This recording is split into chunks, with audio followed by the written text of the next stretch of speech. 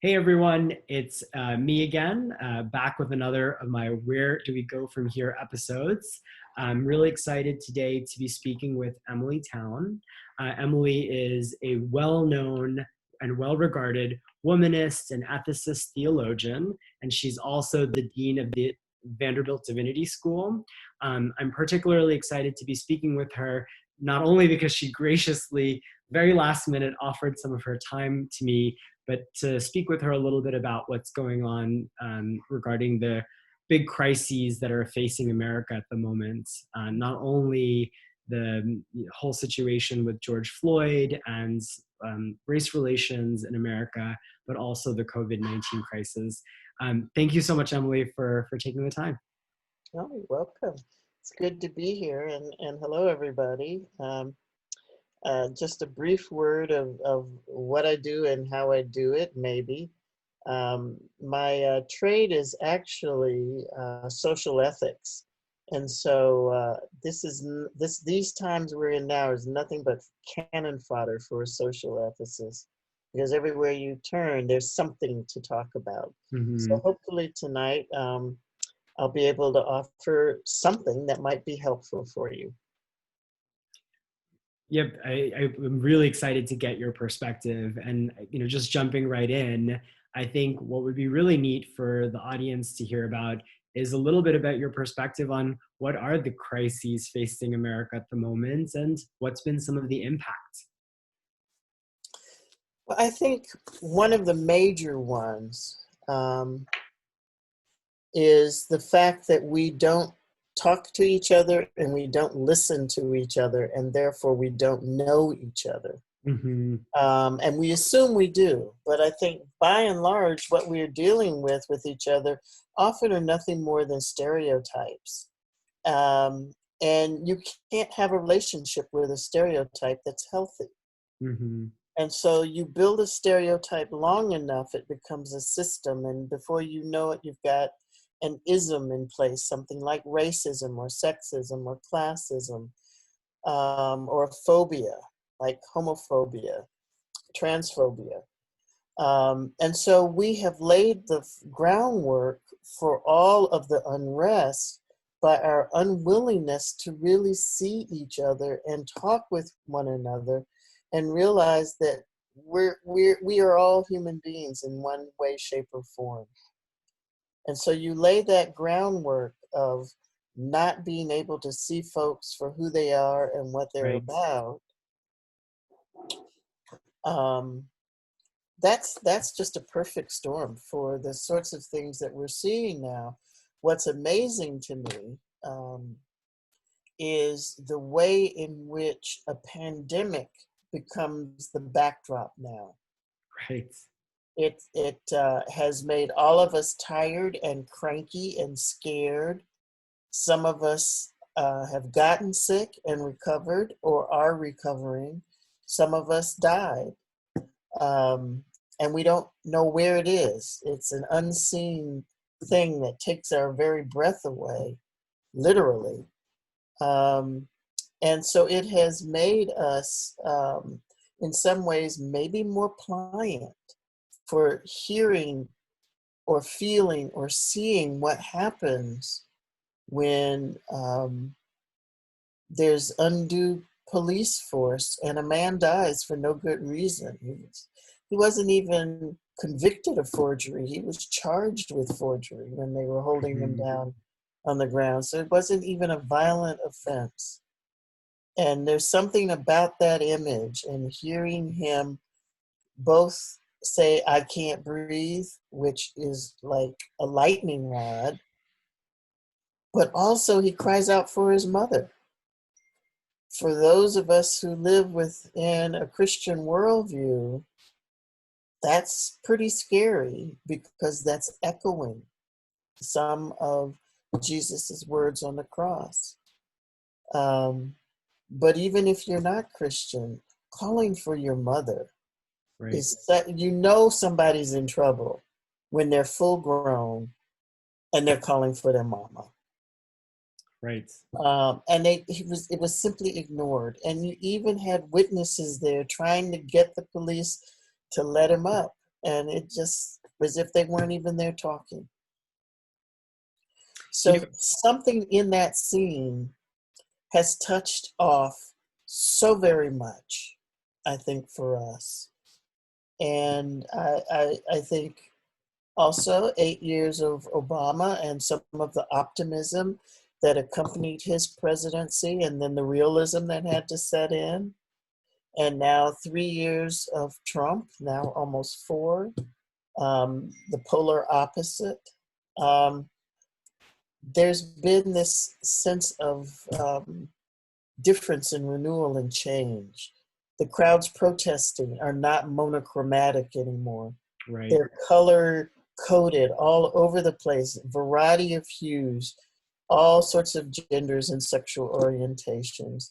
I saw this incredible feed just a little bit ago of a Black Lives Matter protest going on in Brooklyn today, where the Muslims who were there in attendance stopped to do their prayers on the street. And the rest of the crowd ringed them to protect them from the NYPD Wow. as they did their prayers. I have never seen anything like that Wow. in my lifetime. And as I said when I was bringing it up earlier, this is why I have hope, even in the midst of a crisis. I think we're finding our way towards our humanity. And that would be a good thing. It's so great to hear you have so much hope. I think for a lot of young people out there, for a lot of people who are in my peer group, um, there's just so much bad news out there that I think it gets really difficult to find the hope. Yes. And it's really amazing to hear from you that this is a moment. This could be a turning point, really, in the way that we treat each other. The civility that was once, I think, a cornerstone of being, an American, right? We might not agree, but we could find ways to still work together. And there was that sense of optimism. So that's really, really great to hear. Mhm. I guess the next thing I'd want to ask you is, so you've really well articulated this crisis and its impacts on communities right now. I'm curious what you think will be some of the short-term and long-term consequences of what comes out of this, right? Of what comes out of these two perfect storm, traumatic experiences that are happening in the moment. Short term, I am hopeful that we will actually form networks and coalitions, or whatever word you want to use for working together, Mm-hmm. to realize that the only way we're going to make really lasting, genuine, structural change is if many of us get together and not just one or two. It's more than a lone ranger. It's more than the single superstar. Change that we're needing, and change I think that is beginning to emerge, is a coalition movement that doesn't look like one person, nor Right. have one ideology or one belief system, but is able to hold together a network of beliefs for people, why they're coming together, why it's important um, to stop and protect Muslims in prayer Right. during a Black Lives Matter march. And that's not seen as unusual. Mm-hmm. That's seen as, that's what you do. They're part of our allies. They're part of our accomplices. We protect our allies and our accomplices. And that's just what we do. And as we move towards that, I'm hoping that short term, we really, as I said earlier, begin to lean more into our humanity in ways that we open up, even in the midst of not having all the answers and not really knowing where things are going. And Mm-hmm. I'm the first to say, I have not a clue what it's going to be like in 6 months, let alone a year or two Right. from now, because we've got this pandemic that's going around in ways that we can't stop or see yet. I think that's always going to keep us destabilized. until we get some sense of control, or at least manage it better. So I'm a firm believer that I may not know what the future is going to be, but I do know I can take steps today. And if I just keep working with folks who have a vision of we can do this better and more inclusively, if I can guide the Divinity School in ways that the students and the faculty and staff look towards each other in order to make each other better, and then go out into the world and do some things for the good, not just for themselves, then I'm good with that. I'm good with the small stuff, because I really do believe that it's the small stuff. It's those everyday acts that we carry out every day that really we build the momentum for a better future. Okay, I'd love to have you articulate what some of those small things could be. Like if you were to, rattle off a few things that people could be doing right now, this minute, as small gestures, medium gestures, to start building towards this humanity, I'd be really keen on hearing that. Vote. That's one. The reason we have the laws we have now are that people who made them were voted into office. Right. The only way to change them is to vote somebody else in who has a sense of a greater need to protect the society. We're awfully fragile as a nation right now. And we've managed to be more worried and concerned about winning and losing rather than governing. That's no way to run a country. I couldn't agree more. So, vote is one, and encourage others to vote. And another thing I think would be good is that invest in our local communities, not just the ones we're in, where we're protecting our stuff, right, but look beyond our immediate community to the local community that's surrounding us. Take a bigger picture of the world rather than the sort of more strict one we have when we're only looking at ourselves and the people we know. But get involved in local and understand that that can grow over time. It's a difficult one. The third thing, patience. We're not good at that. We're not good at that as a nation. We're not good at that in just about anything we do. We have slipped into a sort of fast food, fast everything culture, and we no longer savor life. Mm-hmm. We no longer take the time to really enjoy the world around us. I mean, we sometimes think we are, but if we're honest about it, what we're interested in is how can we consume it or change it or move it? What about just being in it? Right. Understanding what creation is all about. Another thing, get involved in public education reform. And another thing, get involved with policing reform. These are things that we can take on, even as small ones or twos of us together, binding together to try and make a difference.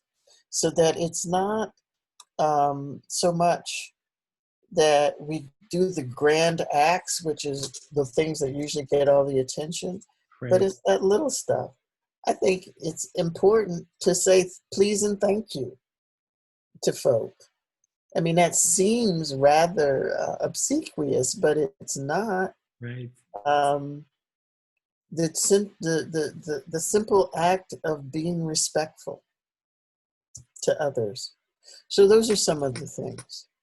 It sounds so manageable. When you say it, it just sounds so doable. And I completely see the hope in that. And I'm so grateful for you sharing your perspectives. One of the things that you mentioned that really resonated with me was this idea of building coalitions of allies, these communities of allies. My mom once said this to me, and it really, really stuck with me. Once, many years ago, she said, we owe a lot to Dr. King.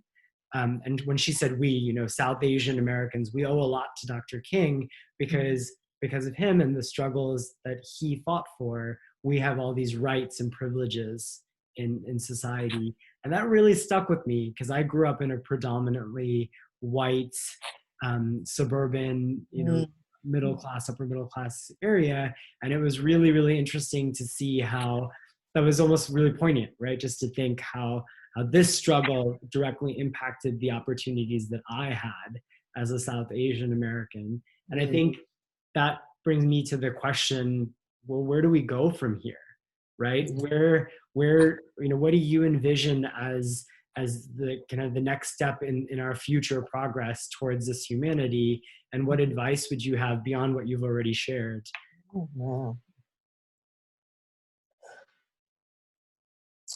I really believe that we can only do what needs to be done if we have both a hard-edged and robust understanding of hope. Now, most people would go with love, but love is fine, and I like it a lot. But I think hope is much more of a strategy for me in this moment. Because it does two things. First, it keeps me looking to the future and seeing that as a responsibility I have for the generations that are coming behind me. But it also gives me a centering place for myself in order to move into that future. And I don't think you can do genuine change without a deep spiritual core backing you up in some way. And you can use whatever language you want to around it, but you've got to have something in you in order to get something out of you. Right. And that, I think, is one of those things that we need to just practice. It's amazing what might emerge if we actually lived our lives in hope and not despair. Now, that's a tall order. Right. I'm well aware that I'm on shaky ground here for anybody who's anywhere near cynical. But cynicism doesn't create revolution or transformation. And that's really what I think is needed. We need to transform who we are and what we do and how we do it, morning by morning and day by day, as the great Katie Cannon used to say, because that's what really brings in the future. I'm getting a t-shirt made. Cynicism does not bring about revolution. I love that. That's such a great line to hang on to. I guess I would push on one more thing that I'd love your perspective on. If you were talking to 12-year-old, 13-year-old, 14-year-old, young people out there right now, what would you say to them? Like, what would you say to them in terms of taking back their future, taking back this system? Like, what would be the thing that you would want to impart to them? First, I would begin by apologizing. Because I don't know that my generation has done a good job of handing them off or preparing to hand off to them something better than what I inherited from the generation ahead of me.